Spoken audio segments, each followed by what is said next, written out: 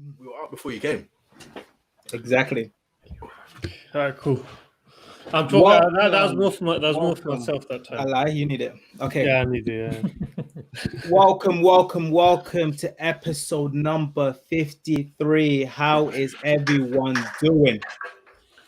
53, boy. Every time we say the number at the beginning of the episode, it always surprises me that we've made it this far. Hopefully we can continue. Another 53. Daniel, it looks like your hair's growing. Yeah. It looks like I got a tan as well. You've been out in the sun. I was at the weekend, yeah. Last weekend.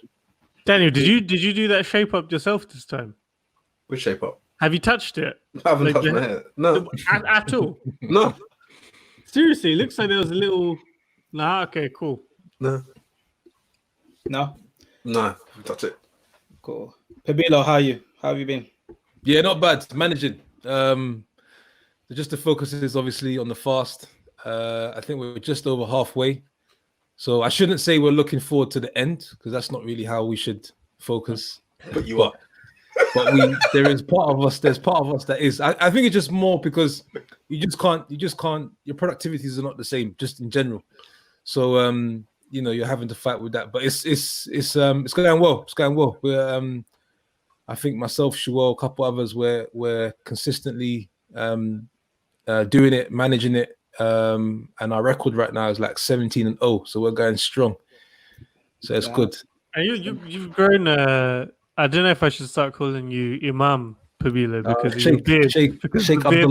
Sheikh Abdullah. I'm trying. It's the longest facial hair I've seen you ever have. From far it can work, but when you get up close, you can see the patches. So I mean, at least if we were to rate it just on the video, it looks all right. It looks good. Just get a filter tip. Get a filter tip like he did with them. Have you seen that video of that guy in America that did the felt tip with his whole forehead? It was on a TV program.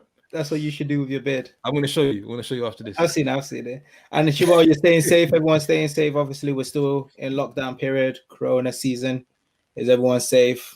Oh, yeah, maybe I quickly want to add actually. So I'm back to work. As of last week Thursday. Congrats. So I'm back to my. I'm not sure if we should congratulate you or say you're back into the slavery. I'm back to my corporate responsibilities. I think actually that could be an episode for the next agenda for the next episode in terms of what it was like and lessons learned from a lifestyle standpoint. How long were you off work for? From the middle of about 5 months. 5 months. Wow. 5 months. So I kind of says. I decided you could do that and talk about also the general idea of paternity leave and everything like that. Yeah, it's a good idea. That would be really good, interesting. I want to know how it felt. But you wake up early all the time, so it doesn't. But still, it wasn't what there was a lot of learnings. So it's worth sharing. So yeah, back to work. So staying indoors now is going to be different for me. That's cool. Olu, how are you doing? Good. Can't complain. I know you can't. I think we all know from the previous episodes why you can't complain during lockdown period. We know you got a nice little setup. So I don't understand. I'm not following. I'm not following. But let's just skip over that. No. So on this episode, there was an announcement on the 2nd of May from Warren Buffett. In the annual meeting, so the Berkshire Hathaway's annual meeting, where they mentioned that they were dumping 4 of their stocks. It wasn't an annual meeting. I wanted to point out, just prove you wrong. It wasn't his annual meeting. It was the annual share meeting. Annual meeting was in April. So what was the meeting for? It was just an impromptu meeting. No, it wasn't. They have the annual shareholders meeting. Let me confirm it for you. Okay, go on. I'm gonna go right to Google right now. Okay, go on. And we could answer this question right now. The person that loses has to. What does that say, Daniel? This is what happens when you Google. I can't see. So you could just go straight into Google. When is Berkshire? The person that loses has to give myself and Shaw 50 grand each. Yeah, deal. And we'll give the money to charity. Just so I can confirm. Just Google basically what he said. Warren Buffett made the announcement at the firm's virtual annual shareholders meeting. This is awkward. Hey, I stand. Have you done your research? I stand corrected. Okay. So I think in that case, in I conclusion, stand corrected. That's a nice that- way of basically saying.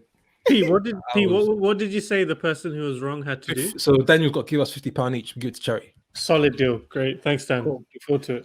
So like I was saying, so it was the annual meeting where Warren Buffett came out with a big announcement, and he said that they were gonna release and sell their position in 4 major airlines. So they had airlines in Delta, Southwest, United, and also American Airlines. Sorry. So they decided, you know what, we're gonna sell all their positions in these stocks. And I just thought it would be a good conversation for us to have in terms of what was the lessons learned and why we think he made those decisions, especially in the season that we're in right now with Corona and sort of the reduced volume in airlines. So stay tuned and let's get started. Take off, take flight with you. We never fly, but we're flying. You know why I was wrong? It's because I thought of his annual letter, which was on the 3rd of March. That's why I thought I got the letter and the meeting mixed up. Still got to pay £50, big boy. Big belly rude boy. I like that. I stand corrected. So, where were you guys when you heard this announcement? For me, it was all over. Like my manager sent it to me, my brother sent it to me because I just recently purchased Delta airline shares. So as soon as this announcement came out, I was just blasted with a bunch of messages. So did you guys hear about this straight away, or was it just something that you found out over a period of time? So I found out through you making this an episode, and then I'd done a bit of research. But then the thing is, I think one interesting point was prior to him making that decision, did he not just sort of recently buy a bunch of stock in which of the airlines? That was the one I was talking about, the annual letter. So he spent he spent 45 million on nearly 1 million shares of Delta stock. 45 million. $45 million for 1 million shares of the stock. Yeah. So he had just increased his position in Delta just recently, the beginning of this year, and then obviously the crash in March happened, so it had a massive impact on a lot of the airlines. And then all of a sudden, you heard him say, "I'm getting rid of all my positions in all these shares."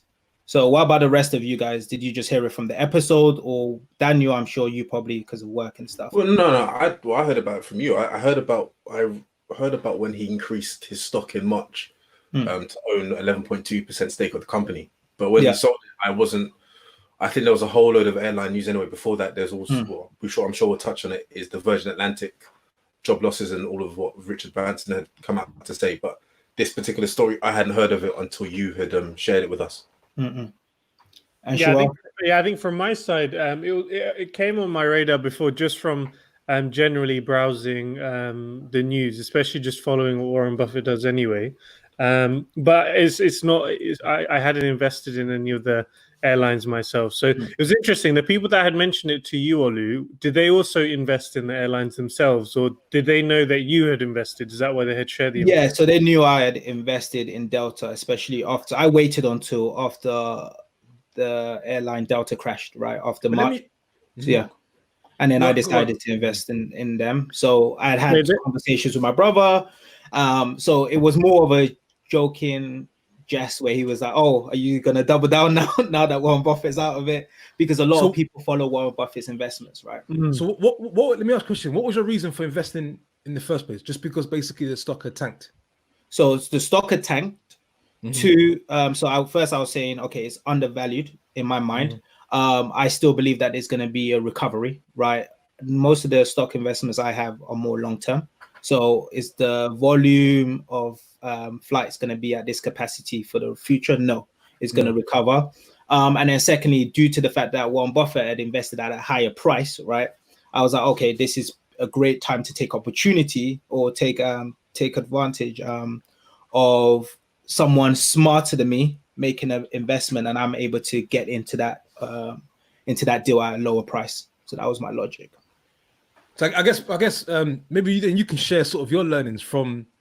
Would you still do? Had he pulled out or not? Would you have still invested? Would you? I guess you're still holding your stock.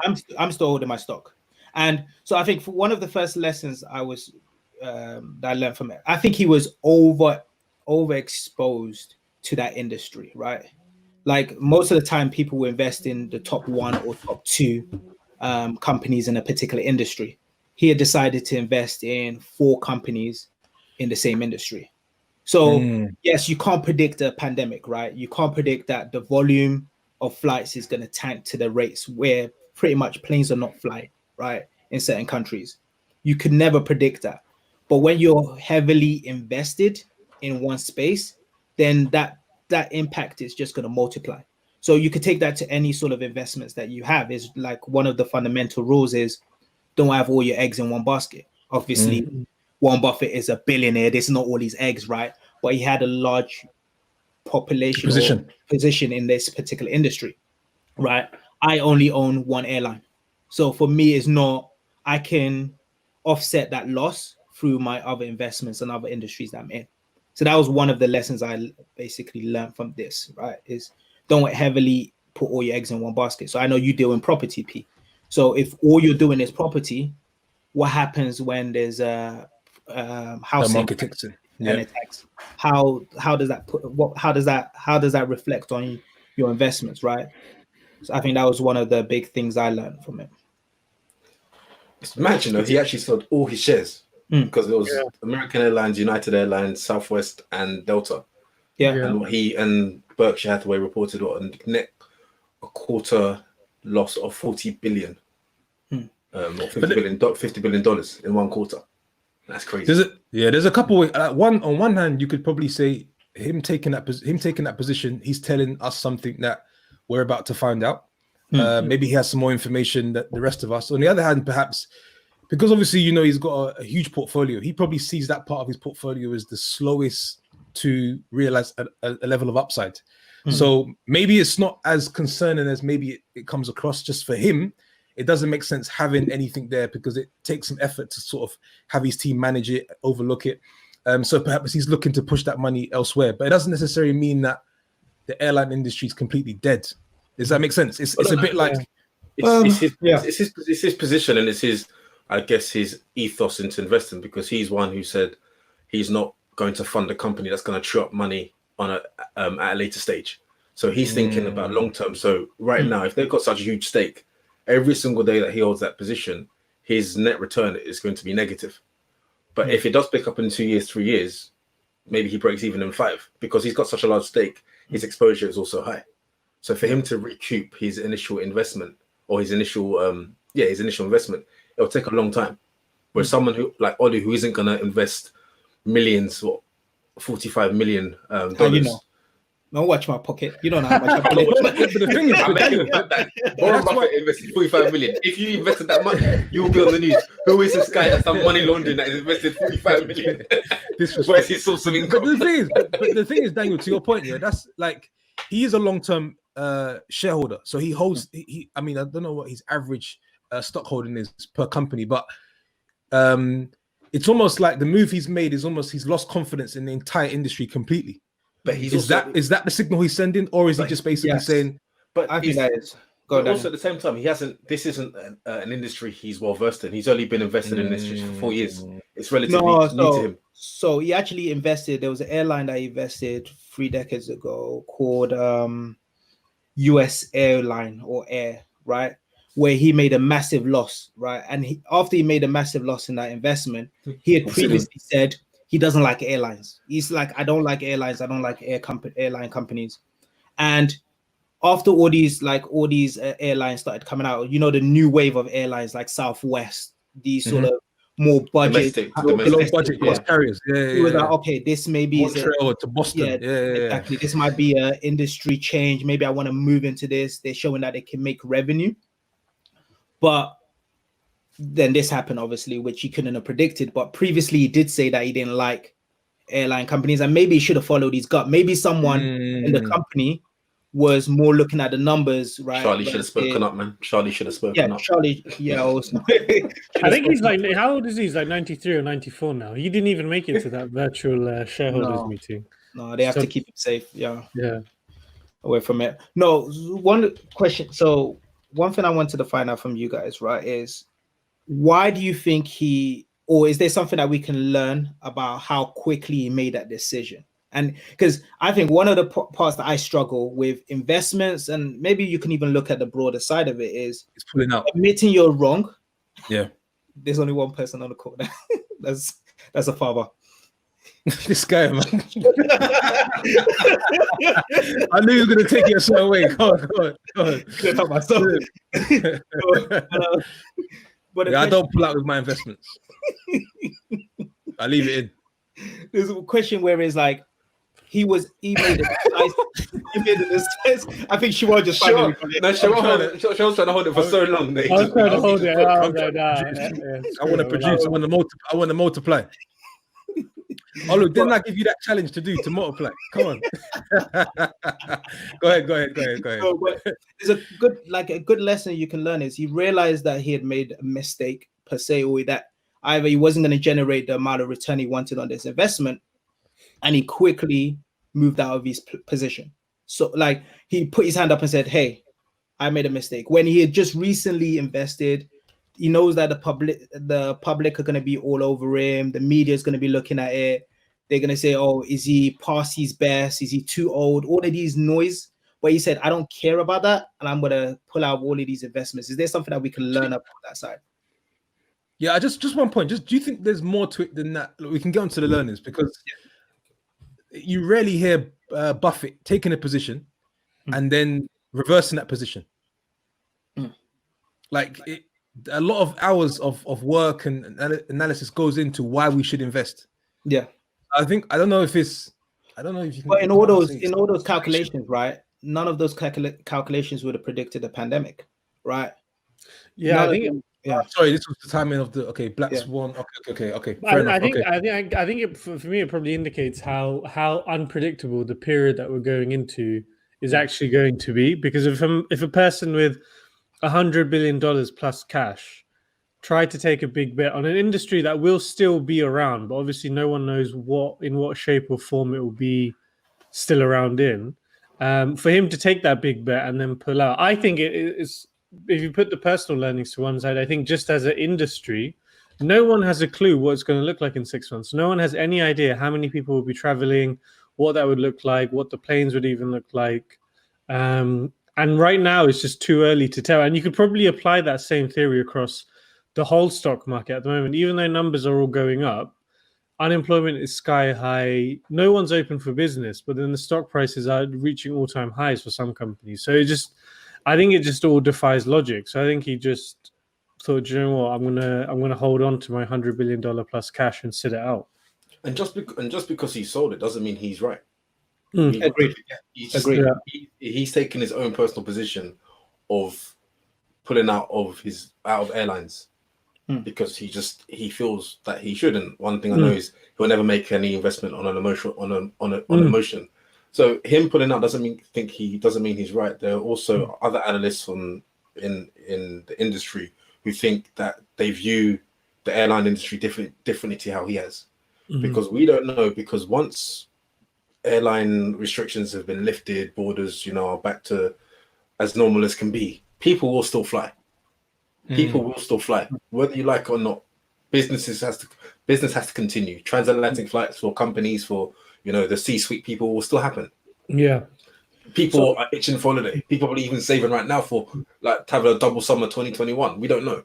Oh mate, whole summer planning a 4-month holiday. So Daniel, I agree with you exactly in terms of just because he pulled out doesn't mean he made the right decision. It might be the right decision for him, right? Yeah. But depending on when you purchase, right? If you were someone that would purchase after it crashed, this might be a good investment for you. If you were someone that pulled maybe at the high, right? Maybe getting out before and trying to put your money somewhere if you see another opportunity makes sense, because I'm sure he's going to take that cash and he's going to wait for what I believe is going to happen is we're going to go into a recession.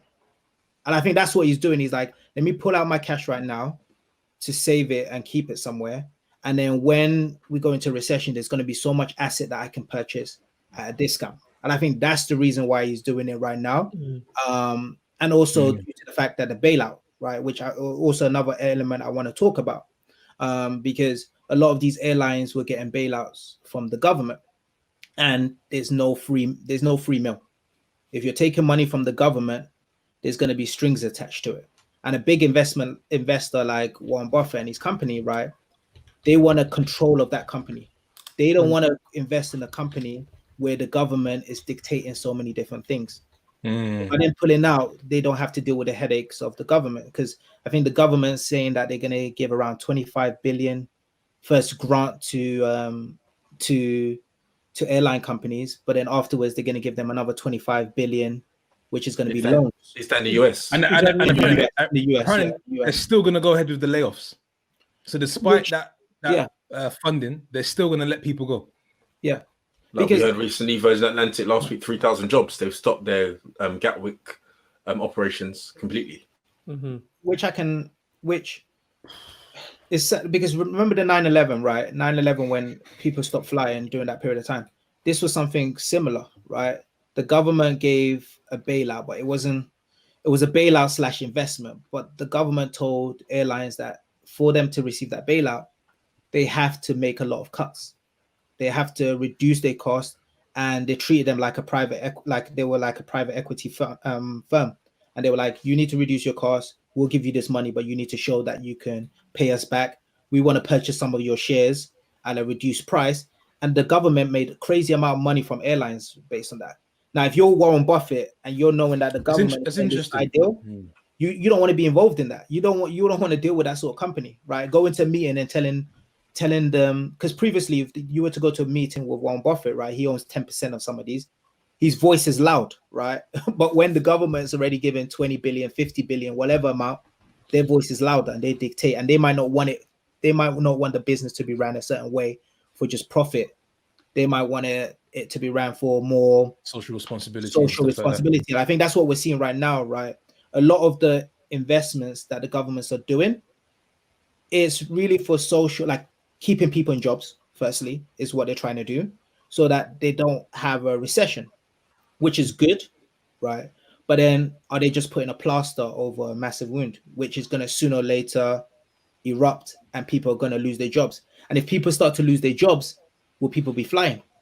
Again, that's another impact with the airline company. So it's a tough one, right? So do you guys feel like the bailouts, or do you feel like they shouldn't?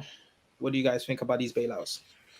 Well, the bailouts are interesting because if we take Virgin Atlantic as an example, the government rejected their request, but yet they gave 600 million loan to EasyJet, a budget airline. And Richard Branson, I think of his own money across his companies, is invested in 250 million, but he's not willing to loan money to Virgin Atlantic because he doesn't know if he's going to see that money repaid. In addition, he's trying to offer Necker Island, his island, as collateral to the loan. But we've already seen in the short space of time, he's not really thriving in this area in terms of trying to get that bailout from the government for a number of reasons. Number one, the public perception of him. He's not a UK taxpayer, as he lives in the British Virgin Islands. There's also the case of where how much does he pay? How much does he pay in taxes? Do you know? I'm not sure how much he pays in tax. Or what's his rate, should I say? Okay. I'm not sure, but also the fact that he sued the NHS a number of years ago, and because the fact that the NHS has got such a pivotal role in this pandemic, people don't feel that he should be getting a bailout. Why should you get a bailout if you sued the government NHS for whatever in the past, but now you want us to help you? So it's not really good. But then the fact is, if people don't see beyond him as a person, remember there are thousands of jobs at stake. Because if they go bust, there are thousands of people across the globe that will be impacted. And we've seen in the last 12 months that Thomas Cook, Flybe, and other airlines that have in the airline industry that have been negatively impacted by the companies going bust. So it's interesting. Yeah, I think just to build on that point, especially around Richard Branson, I think this is what I find interesting about that is how I think for the last maybe 3-5 years, you've heard a lot about brands and now founders of companies coming to the forefront and being a visual representation of the brand. And typically it's added to more positive news because, for example, if you look at Tesla, Elon Musk being the CEO, people have a real love and admiration for him as an individual, which is why they back the companies that he works in. Now, Richard Branson is also someone who has been hugely successful, and people know him as being a billionaire, doing the things how he's done it in a very cool way, like his book, The Virgin Way, etc. I've read that one; it's really good. But I think this is where you have the flip side of it, where sometimes if you're almost too successful, from a public perception standpoint, people just assume that you've got lots of money and everything. And on a fact basis, okay, you're extremely wealthy compared to a larger portion of the population. On paper. On paper, maybe not in liquid terms. But then this can have a detrimental effect on your business. Because if you think EasyJet, I think if people in the general public think about EasyJet, there's no figurehead in their mind. Used to be Thanos, isn't it? Not Thanos, what's his name? Stavros, I think. But he's not someone who's at the forefront of people's minds, because I think he's very behind the scenes now, and I think he even got ousted to a certain extent. But then with these companies, you have people really at the forefront. It's difficult to ask for these bailouts. And I mean, Virgin could be a really good business, and the government. I didn't actually know about that NHS situation, Daniel, that you just mentioned. So it's tough. My personal view is a bailout. If a company has actually been well managed in the previous years up to that situation, and now they're in a downturn because of something that completely wasn't in their control, and something like the COVID-19 global pandemic, where travel has been significantly reduced because governments are enforcing these rules where people aren't allowed to fly. If you're in a bad situation because of that, but you've managed yourself well in the previous years, I personally think you should get a bailout, because it's not your fault that things have, that the outside circumstances have fallen apart so much, and the government is the one that's enforcing. I also think, like, conceptually, I lost the train of my thought. Daniel, go ahead. It'll come to me. I was going to say, but at what point then, Shaw, do you think the government should stop bailing out? Because Virgin won't be the first and last instance of during this pandemic. A number of companies will want some sort of bailout, and you know, the government haven't got unlimited money.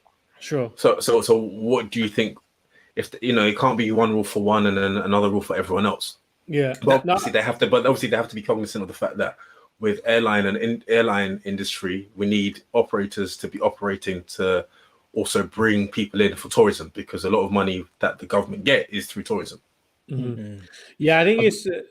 Go ahead, V. No, it's actually to this point. I was actually going to say, I think conceptually a bailout, I think the government has to then assess on how that company's sort of adding value to society. So I think Olu mentioned in the sense of if every bailout should be looked at differently, because the times are different, and also the event as to why you sort of were in a downturn is also different.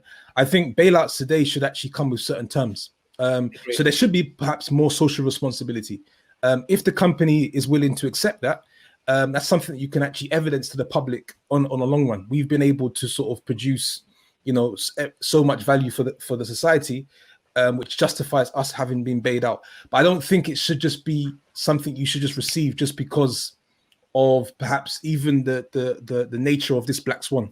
So I think the term should be different, and that should be also communicated to people like us, so we can understand why companies are receiving so much. Because in the end of the day, as we know, you spoke about strings being attached. Ultimately, taxpayers are obviously having to foot the bill, and it's only going to be a slow incremental increase in taxes at a later stage because of what's happening now.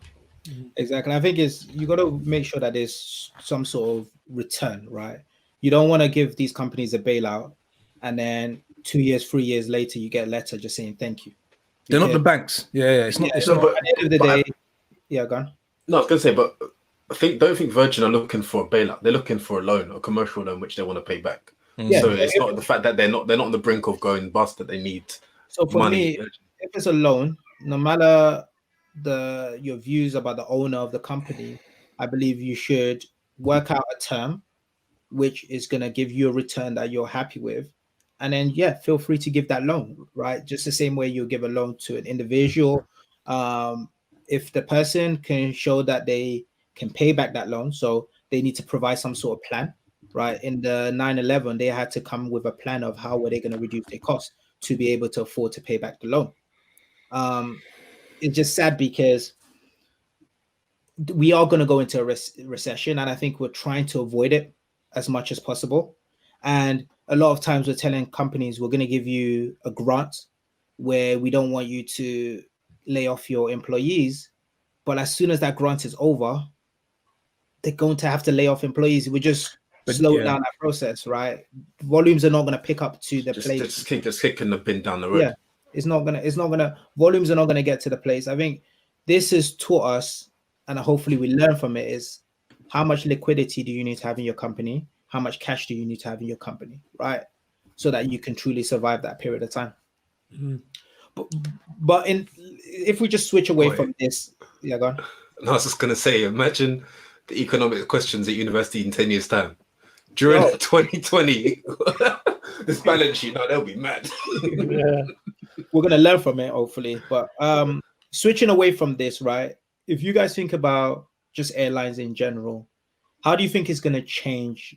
Because I'm seeing articles that are saying now when you fly, you need to have a mask on. Do you feel like they're going to start doing? They may actually, just really quickly, they may actually take out some of the seats inside the carrier.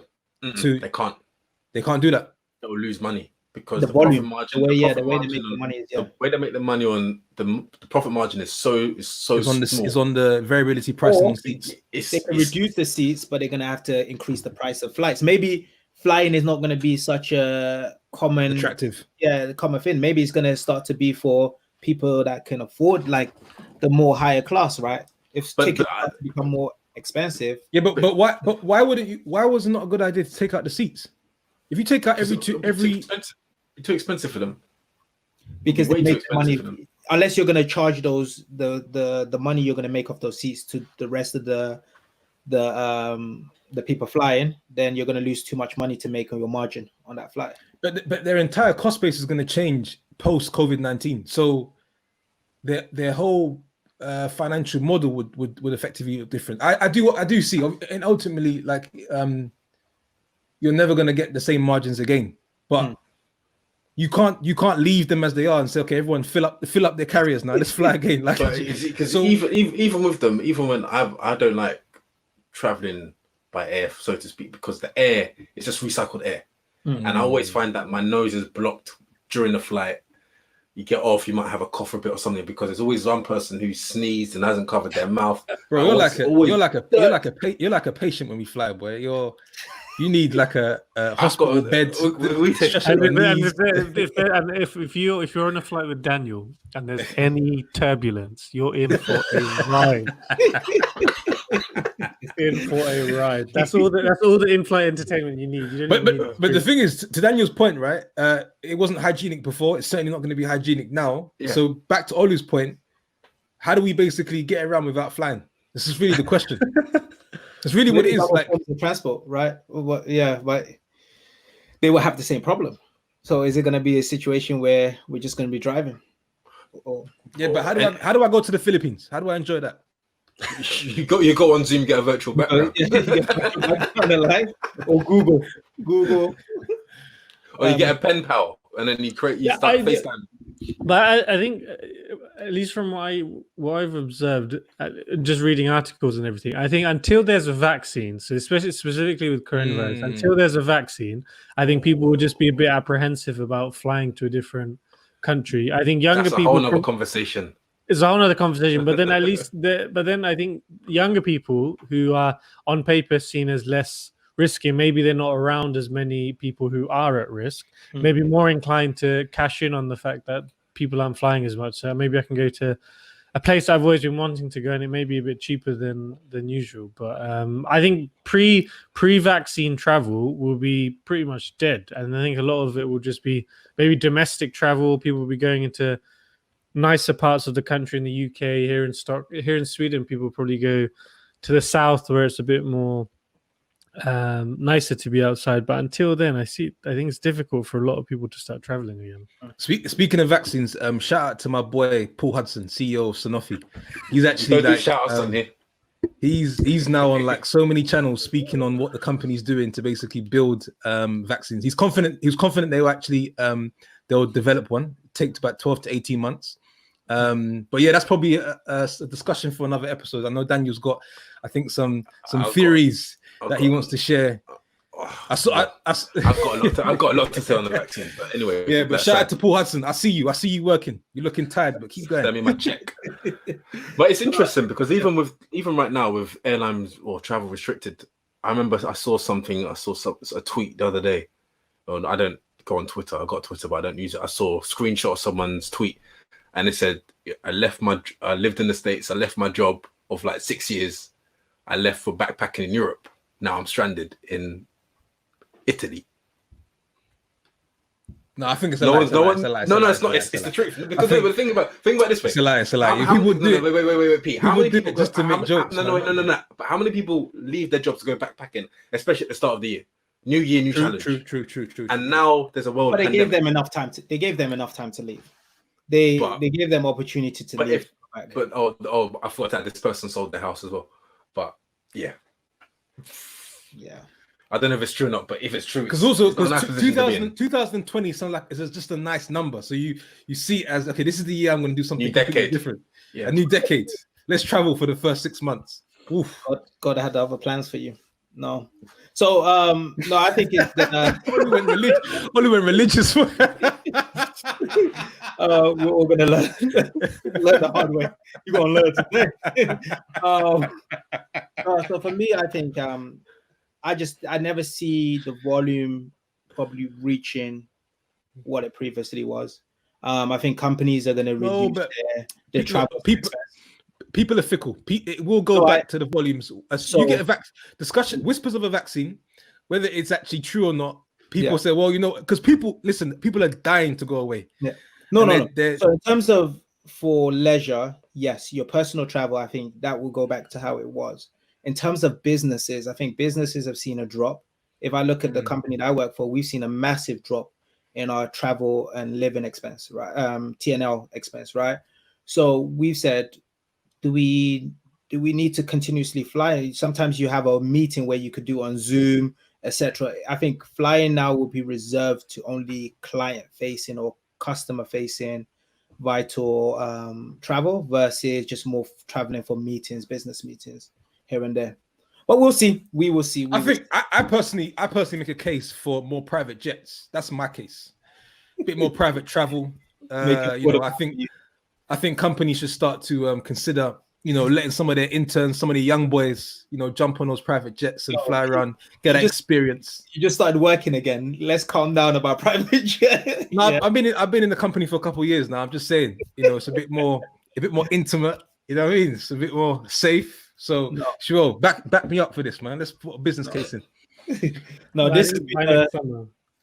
This has really been a good chat, guys. I think we should wrap up because we're on 37 minutes, and I know Shawaz had a tough day. So it's not been tough. It's just been a bit long. To be honest. Do you want to tell us, or should we have a call afterwards? Do you want to? No, I'm good. Now I'm happy because once this podcast recording is in the bag, there's only 1 hour left. Okay, cool. Dan, you want to wrap up? You're mute. He's frozen. He's frozen. So thank you all for listening to episode 53 of Take Flat Podcast. We hope you've enjoyed it. We'd love to hear your thoughts on this episode and any future topics you'd like us to cover. With that said, have a great week, great weekend. Stay safe. God bless. Peace. And 54 is going to be a banger. Take off.